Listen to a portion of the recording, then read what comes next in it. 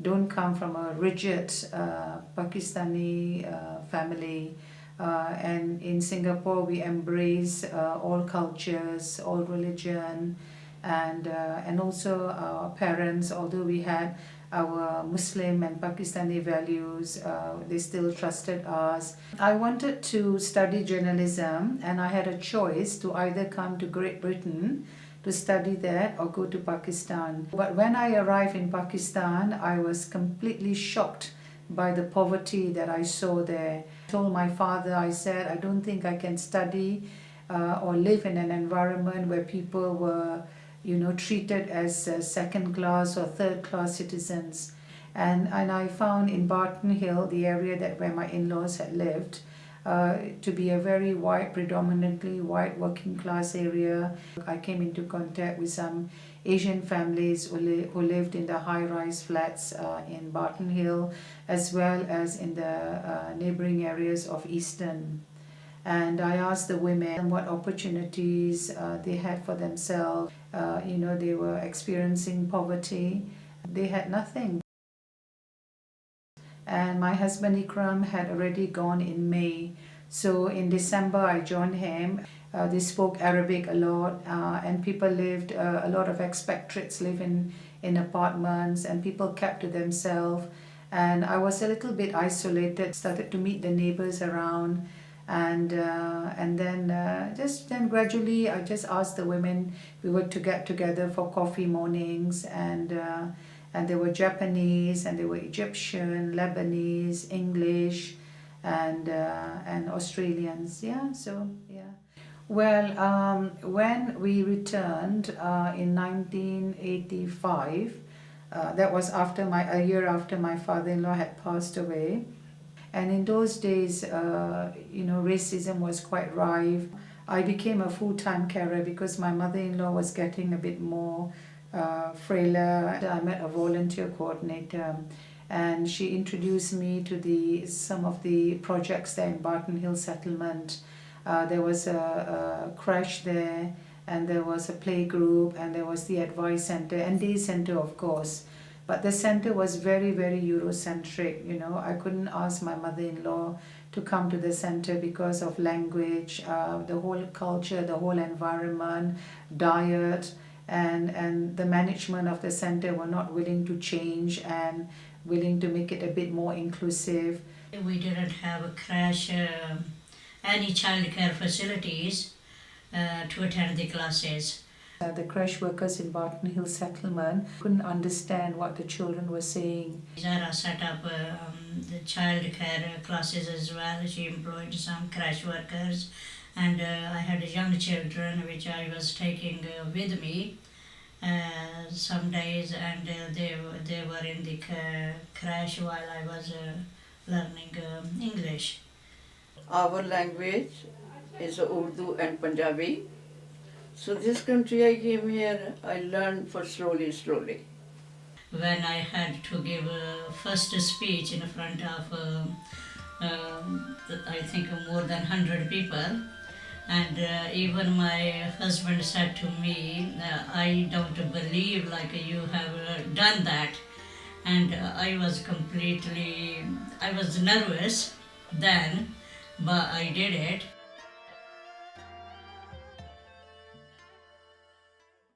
I came in England in 1976. At that time there was no groups for women to meet. I see at home that when I'm sitting one day and I see that I am isolated at home as well. If I am isolated, the other ladies are isolated as well. So I speak to my sister-in-law Zara Haq. I got involved straight away, you see. When Zara told me that she wished to set up a group, like I said at the beginning, I strongly supported her. One day my sister-in-law said to me that her friend's sister-in-law has organized a trip to Barry Island. I met a lot of people which I never did before because I was at home most of the time looking after my family. And that's where Zara Haq, who asked everyone, do you want to set up a group where you can meet weekly basis? That some of them were carers and had caring responsibilities. So I asked them, I said, perhaps, how would they feel if they were to bring their older relatives or, mother-in-laws or mothers along to the group. And that's how then we all got together in 1987. And we set up the Bartmahil Asian Women's Group. My earliest memory is that we're sitting in the house making applications for funding, and we used to spend a lot of time at home going through with that. Sewing was something that is a common thing within Asian culture, and so we got I applied for some funding and bought 2 sewing machines. So we do sit down, talk, and then slowly we start doing sewing classes, and it's really become big group. I learned about for the weather because our country is a dry weather, is a warm and cold, separate weather. But this country all the time winter. For the enjoy for the food is our food. Spicy food, I love that. I applied for some funding to the Women's Committee, and then we set up the Older Women's Group. And I am so much learned, so many things. I go to holidays, get together, and then Monday is I have ladies' dinner, and Tuesday going to shopping. Is my best friend for here. 16 years time, she's my friend. I used to attend the play scheme. Me, my sisters, my cousins, we've always attended it from a young age. And then led to me and my sisters and my cousin working with children from the ages of 5 to 14 that didn't have the privileges to be able to go out and enjoy a day out, whether that was at the park or going on trips to the local aquarium and things like that. So many things that we've done with Azmina and Dhek Bhal that we would have never been able to do, because if it wasn't for Dhek Bhal taking me when I was working with them and also taking me on during my degree where I needed a placement, I would not have been able to do my degree and I wouldn't have been able to become the teacher I am today. Some of the older women were saying, that if we can organize some kind of youth programs. So in 1989 there was a Race Equality Committee, and we put in funding to them. Not very many young Asian girls were allowed to leave the home, go out, socialise. Well, with the girls group, because my sister used to attend, I wanted to join as well. And it just provided young girls from Asian background a safe environment to go and socialise in and meet other girls and just have a bit of fun. Zara met with my parents. She assured them that this group would be suitable for me, there would be transport to and from, and that it's an all-girl group. Nearly 32 girls come, and 2 vans full of girls come to. Dhek Bhal Youth Group was set up in 2006 for South Asian boys aged between 11 and 18 years old. You could be doing bad stuff, and I think this was one of the main things which kept us off the street. We used to go Thorpe Park, theme parks, also there'll be football tournaments at schools such as City Academy, Fairfield, etc. So there was about 50 boys. We had 2 youth workers, Musa and Theo. And over the years it developed a lot, a wider range of activities. The girls used to play football, did a magazine, a fashion show. And I think it just helped us just grow as individuals, really. We did a week in Blackpool where we travelled to Manchester, Bradford. So I was a volunteer, I was on the trustee board. I became the admin and personnel manager. I never thought I'd be chair of the organisation, but I was for about 5 years. Friends that I made there, which, they're still, friends for life, really. The men's group I joined in 2010 because I'm not very well, and also my wife is not very well. And I was very happy the very first time, you know, that we had our very first session. And recently I attended a talk about incontinence and dementia, especially the memory club. I think it's the Memory Cafe, sorry. We knew that, you know, this is going to be a place where we will meet on a regular basis, exercise together, talk to each other on various things. We went to the Gloucestershire County Cricket Ground, and we met the cricketers, and we talked about the sports in a very sort of a wide way, and just have a chit chat in general with each other, you know. So this is all was all very good. Yes. There are a lot of men who have taken the carer services now, because it's always assumed that women take the more caring role. But there were men who were looking after their spouses or their disabled children, and once I became involved with Dhek Bhal, we accessed to those people who we thought that they could benefit from such services. Because my mother is Italian and my father is Indian, the hospital staff thought it would be more appropriate if they had a culturally friendly care agency. I became a carer in 1998 for my late wife, who was terminally ill. My parents are up all night long, so my sleep pattern is terrible because they are most active walking around from bed to bathroom to living room in the night. So obviously the carers aren't there, but by the time I get up in the morning, I'm shattered. And it becomes so hard that you just are at a breaking point.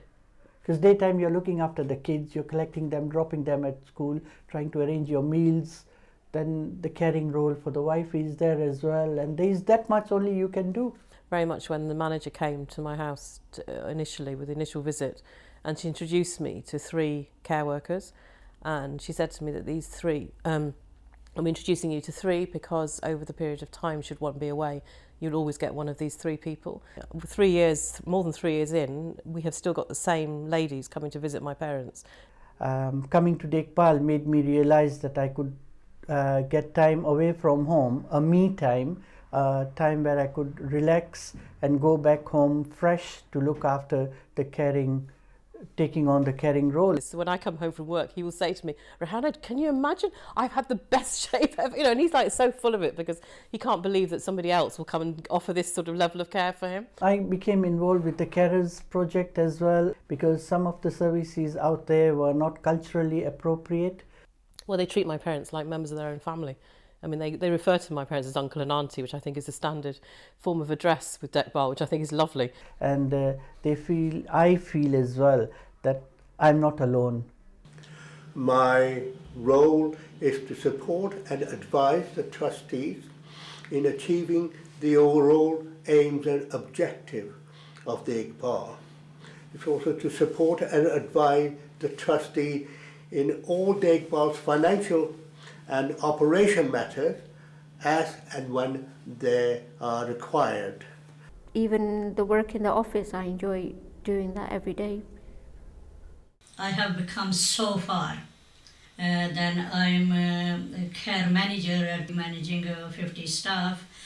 They go out of their way. It's not, again, it comes back to, it's not just a 9-to-5 job, and after 5 p.m. that's it, close the doors, and you know, Auntie Sarah, Uncle Ikram, if you go down to their house, they'll be doing Dhek Bhal work, even on the weekend. You know, they sleep, eat, breathe Dhek Bhal. So Dhek Bhal has provided a lot of services for a lot of people, and not just for the actual service users, which get a service, but their families are supported as well. And those who attended the youth group were supported and got opportunities, and there's other opportunities for volunteers. and we also used to have students from the universities come and do some work experience with us, which helped with their portfolio and their development and their studies. So again, there was a lot of opportunities, or there have been a lot of opportunities provided by Dhek Bhal for a lot of people. When we're talking, there's so much warmth in what we're saying and what we believe in a way, you know. Couldn't be without them, actually. So, yeah. And when you see it, when you see them like the elderly going on a 4 or 5 day trips, they never thought they would ever would have that. I think just a big thank you obviously to Auntie Zara for providing all this, you know, taking, you know, obviously she spends a lot of her time doing this. Also Azmina for giving us this opportunity, and obviously having some memories which, you know, that will stick with you for the rest of your life, really. Being part of Dhek Bhal is like being part of one big family. When we get together, everyone looks forward to seeing each other and sharing special moments. Most important, we are confident that we can turn to each other in times of problem. I did mention that it's also supported other organisations as well, and it's worked with other organisations as well. So it's a community organisation which likes to involve everyone, and it's a very open, transparent organisation, very friendly, always willing to help, whether it's through volunteering or giving support, or signposting people to other services that they might need or might be more appropriate for them. It's quite an achievement. A lot of hard work has gone into it. We never thought we would be that successful. Whether it be the Caucasian, the Black, the Chinese or the Asian, there's going to be growth in older people. Yeah, it's got strong leadership, it's got a strong board of trustees. Dhek Bhal has been there and she's been inspirational. And I have to say thank you to my husband, because he has devoted same 30 years of his time also to Dhek Bhal, and giving me this opportunity to actually develop my dream. And I think it would be a huge loss if this wasn't rolled out across the UK